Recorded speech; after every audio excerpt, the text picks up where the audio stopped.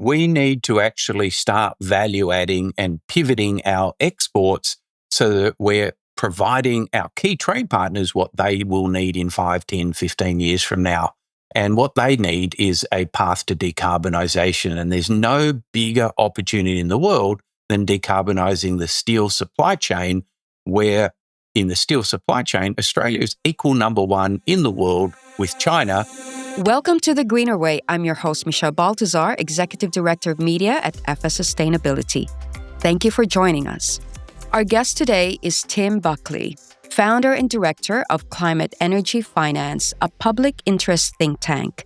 Buckley is also one of Australia's best-known energy finance analysts and has spent years examining the intersection of energy, industry, investment, and decarbonisation. Today, we've invited him to come on board and unpack the Climate Energy Finance's latest report called Arc of Ambition. This is hot off the press, to really explore what the future of Australian steelmaking could look like in a low-carbon world. Tim, thank you for joining us. Michelle, great to be here. Thank you for having me on.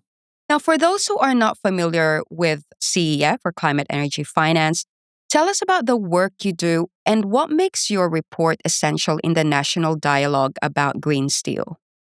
Certainly, when I was doing a lot of my media work, people would say, well, what do you actually do? And I work on the intersection of climate, energy, and finance.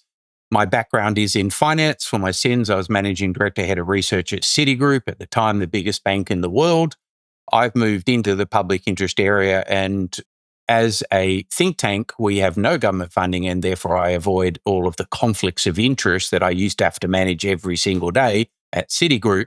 So we are privileged to actually be able to write research, financial analysis as we see it in what we consider to be in the national interest, and to advocate for policy reforms to encourage and crowd in private capital, because we are going to need an enormous amount of capital. Like Australia will need $500 billion investment in the next decade to deliver on the climate science in Australia and pivot our Australian economy. It's a huge number, $500 billion. That's actually Boston Consulting Group's number, not mine. I agree with it. It's about the right order of magnitude. We probably won't get there. It might take 15 years, but the faster we get there, the stronger our economy. And the world, actually, the IEA says we actually need to invest upwards of $5, $6, $7 trillion a year for the next 30, 40 years to actually pivot the global economy and to get off our addiction to fossil fuels. It will happen. The question is it going to be orderly? Is it going to be chaotic? And I say it has to happen because the climate science is very real. Ask anyone in France at the moment. They know how real it is. They know the cost of inaction. So does Canada. And even the American president has acknowledged that all of the wildfire smoke that's coming across the border into America is affecting Americans, even if he ignores what the climate science is telling him. Is it realistic to say we can funnel or allocate that kind of magnitude of money, and it's not the resources, but it's the intention to do it?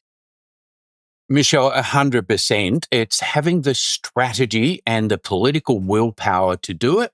And I actually have no doubt it will happen. And I say that I am a huge China bull. I've just come back from China last month. I'm going again next month. China is doing it before our eyes. And so the biggest pushback I see at the moment is the Western world is now worried we're overly dependent on China for all of our supply chains, all of our manufacturing. They dominate these industries. 50, 60, 70, 80, 90, 95% global market share. The question is, can Australia actually pivot from dig and ship to actually value adding in our country so that we're not totally dependent on China for everything that we need? And so that is the future made in Australia. It's a policy from the Albanese government to say we need to diversify our supply chain so that we don't have key dependencies. And I said I'm a China bull. Even a key dependency on China is not a healthy state for an independent nation. I am very bullish about China. China is our number one trade partner, and we should be encouraging foreign investment from China, from Korea, from India, from Japan, and anyone else that wants to invest in our country to build out the value add, the manufacturing, the supply chains that Australia needs. to diversify the world and make it geopolitically stronger and safer. That's the perfect seg to my next question, which is if we can get into the Arc of Ambition report. So that is your latest report. The cross-section between the future made in Australia and the key findings of your report. For those who haven't read it, tell us the highlights. Our policy report is focused on trying to build momentum towards a future made in Australia. It's very easy for me to talk about it, particularly if I go fast and hammer you with a whole lot of facts about how China's doing it. It's actually going to be very difficult for Australia to do it. So why this is critically important, the world is going to decarbonise. It has to decarbonise. The climate science is real. We know that. And so the question then becomes, does Australia benefit from that or do we lose? Now, it's pretty clear to me if we don't get the right policy frameworks, Australia will be a key loser of this transition because we're the third largest exporter of fossil fuels in the world. We're a petrostate. But the opportunity is for Australia to pivot our economy, our workforce, our trade balance, and our strategic direction to industries of the future. And so the single biggest export for Australia is unprocessed iron ore, and 85% of that goes to China. And we're also we're the number one exporter of iron ore in the world, $120 billion a year of exports of iron ore, and we make 60% profit margin. So it's obscenely profitable and valuable for Australia, for BHP, for Rio, for Hancock, for Fortescue, but also for the WA government. They get $10 billion a year of royalties, and for the federal government, it gets a whole lot of corporate tax. So really important industry, but zero value add. We need to actually start value adding and pivoting our exports so that we're providing our key trade partners what they will need in 5, 10, 15 years from now.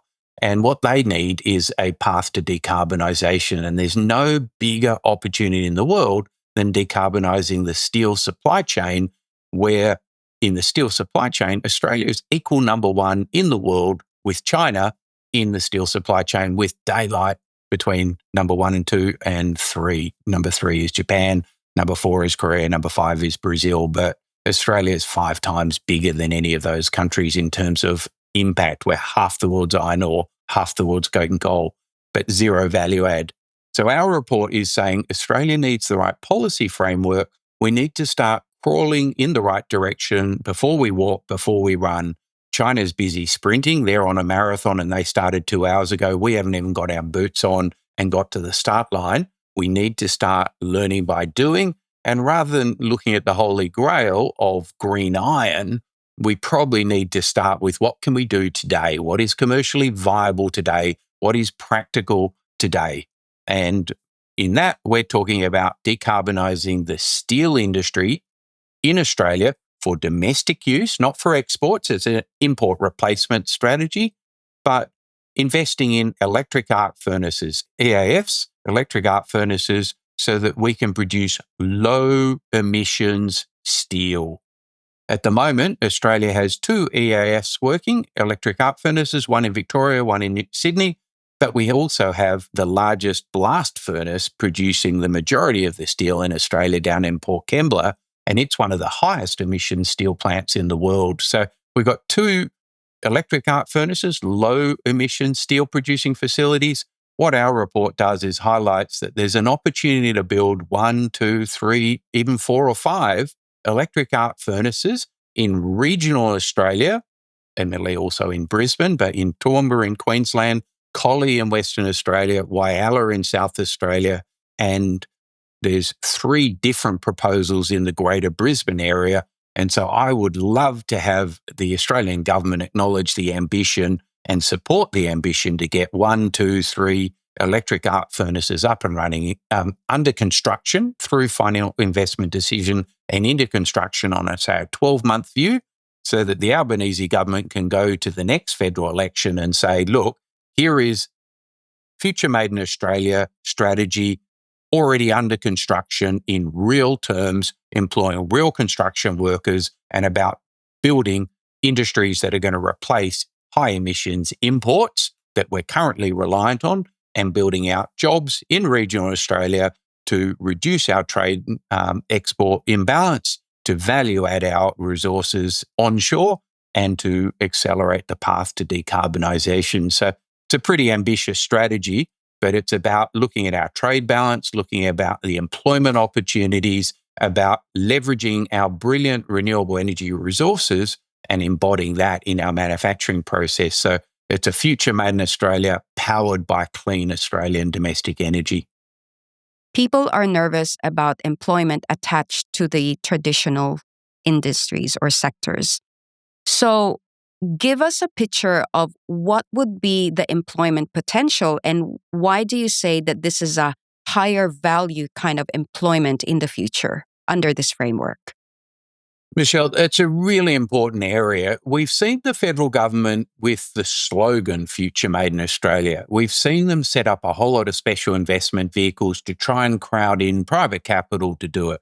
We've seen them set up the Net Zero Economic Authority to try and provide the strategic framework for the regions, for the very reason you said, that at the end of the day, the Bowen Basin, the Collie Basin, the Hunter Valley Basin, they're all predicated on industries of the past, very important industries of the past, primarily related to coal mining, coal extraction, coal burning in coal-fired power plants. We have to transition away from that. Now, the political opposition to that comes about because if we leave whole communities behind, if we don't create the jobs of the future in those same regions, we get people and communities and workforces stranded. And that's the last thing I want. That's the last thing a politician's going to deliberately work towards. We need to actually see industries of the future. And so I think your question's spot on. And that's why I talk about the Collie electric arc furnace. It's over in WA. The Collie region, I've been there probably 20 times over the last couple of decades. It was home to two of the only two coal mines in Western Australia. And both of them are right at the end of their life. They're actually beyond the end of life. The WA government's committed to closing down the last government coal-fired power plants in Collie by the 2030. And so for the last 3, 4, 5 years, the WA government's actually been quite proactive about trying to build industries of the future. And so what they've identified is the opportunity to build a scrap steel fueled electric arc furnace powered by green energy, electricity from wind and solar, firmed by batteries and maybe a gas peaker. And then you create steel, low emission steel, using our scrap, using our brilliant renewable energy, and employing hundreds and hundreds of workers directly in the electric arc furnace in Collie, therefore creating a path to employment for all of the old coal miners that have been down there, as well as all of the associated industries, not the least of which being the scrap recycling industry through the greater WA economy, even as far as the Northwest Shelf. So when we scrap an end-of-life oil and gas field, we actually have to tow the platform up to Singapore, who then tows it off to Bangladesh or Pakistan or the Netherlands and gets it recycled in those countries. Let's recycle it in Australia. There's a huge amount of scrap steel there. Let's actually recycle it onshore, power the EAF by renewable energy, create huge construction jobs, huge ongoing jobs, and building an industry of the future. We can do it in Collie, and there's a proposal right now to spend almost $1 billion in Collie to do that. The WA government's providing some financial support. And then there are also proposals in Brisbane, in Toowoomba, and in Whyalla. And Whyalla is another example where we've got a workforce of 1,000 workers sitting, watching an idle blast furnace that has had catastrophic failure 2 or 3 times in the last 2 years. It's currently idle. There are 1,000 jobs for workers employed who were employed in that. At the moment, they're just getting government subsidies, $2.5 billion of government subsidies while they sit waiting for the blast furnace. We should have scrapped that blast furnace 5 years ago and built an electric arc furnace before we scrapped it. So that would employ 500 of the workers. It'd employ 2,000 workers in construction, 500 workers in operation, and then that can then support the downstream steel fabrication that Australia needs. So there are hundreds, if not thousands, in fact, thousands of jobs. We can go upstream into the magnetite mining that South Australia could lead the world on, but they can't lead the world because the steel furnace has collapsed. And we need to have industries of the future rather than have our governments bail out industries of the past and try and keep end-of-life facilities on life support, taxpayer support. That doesn't work. We need to build the industries of the future. So let's start building that capacity today. Let's provide the jobs of the future so the regions don't feel that they're carrying all the risks and none of the benefits. They can see the jobs of the future for their children and their high-skilled, onshore, value-add manufacturing jobs in Australia, rather than the dig and ship that has a couple of workers and it makes the billionaires that own the mines really, really wealthy, but that doesn't help the average Australian worker to actually feed and support their family and to educate their family and to pay corporate tax or income tax here in Australia. In other words, have a thriving, wholesome Australian economy that actually has reduced reliance on imports from other nations. So, Tim, for those who are not in the business of green steel production or the green steel industry, but naturally there's a ripple effect across the economy and people, as you pointed out, worried about cost of living and employment.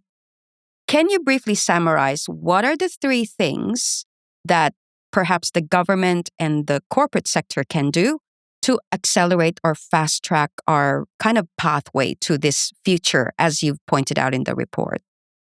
So the government has brought in a number of special investment vehicles like the NRFC. They've beefed up the capacity of the CEFC, the ARENA, EFA, NAIF. It's an alphabet soup of acronyms, but a whole lot of special investment vehicles, public capital, patient strategic capital to support and crowd in private capital. Now, the good thing about all these EAF's proposals is that they're private capital.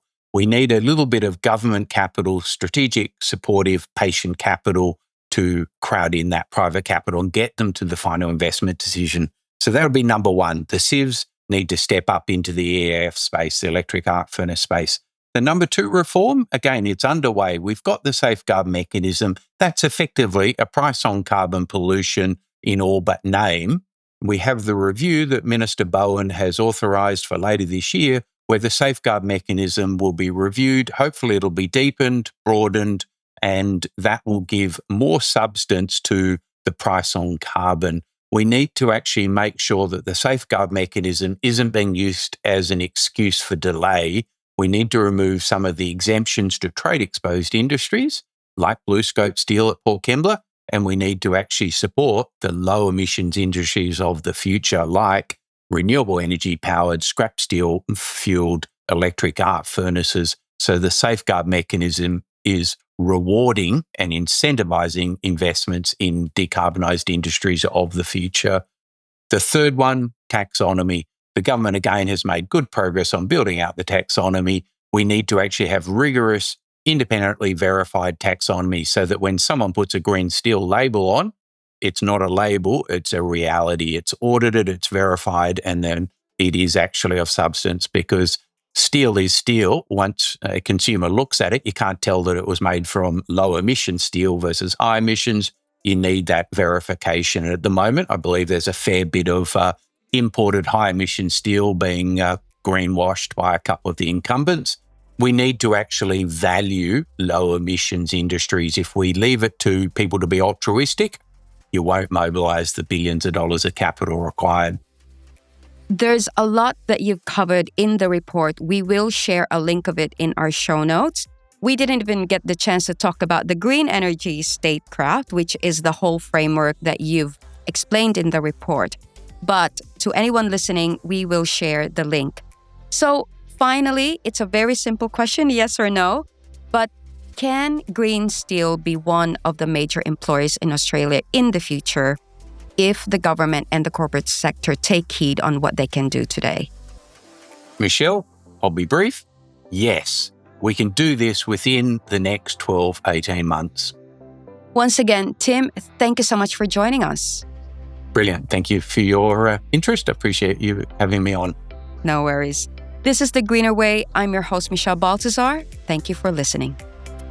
The Greener Way podcast is a product of FS Sustainability. All information in this podcast is for education and entertainment purposes only. It is not intended as a substitute for professional, legal, or tax advice.